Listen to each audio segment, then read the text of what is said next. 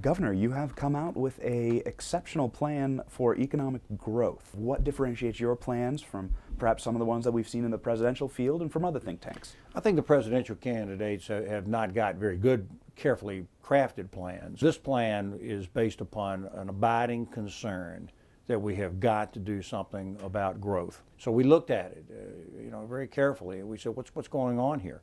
And we found that most of the economic indicators coming out of the so-called Great Recession we're doing okay, except one. Investment was way down. It was down 80% during the recession, still down 66% even during this type of recovery. So that's what's going on here. Nobody's investing anything. So the goal here is to create a new tax system or some tax changes that will actually spur investment and get people putting the investment into factories, into people, into jobs, and that's what this program does. Let's jump right into that. Investment in America can be seen as faith in America. Do you think that that is one of the reasons why investment has declined so swiftly? Well, certainly the attacks on the American economic system have not been helpful, and it discourages investors and business people and makes them a little frightened about actually investing money for the long run, particularly when you have a lot of moving around on the economy. So what you really have to do is bring some stability into this. This plan that we call the Growth Code will do that. It's a 5-step plan. It can be implemented. It's not pie in the sky. It's real.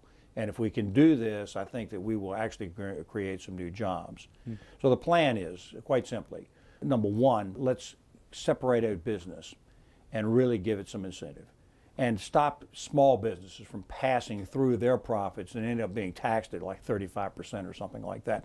Let's go ahead and get everybody applying on the same tax form, charge them 15%. Number two, let's just let everybody expense their investments in the first year. You invest the money, you get to take it off your taxes. Number three, for individuals, let's buy down the rate to 10, 15, and 25%. And let's get rid of all these different deductions and credits and just call this 10, 15, and 25%. And then fourthly, let's do something to really cushion the blow on people who are poor people. Let's put in a $4,300 family tax credit, refundable tax credit. People at the lower rates would get the full amount. People on higher rates, higher incomes would get less. And then finally, you end up, we need to go through the tax system and systematically eliminate double taxation. Double taxation is a detriment on investment continuously. We need to spur investment. That's what this program does. How do you suppose you're going to get the people in Washington to rescind some of these taxes, particularly the double taxation one, the capital gains tax? I don't think this is a case of going in and lobbying some skeptical senator or House member.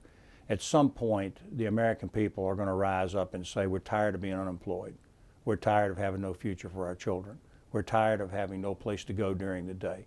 And we've got to have change in order to get investment going. At that point, the senators and the Congress people are going to need something. This is a program that will work.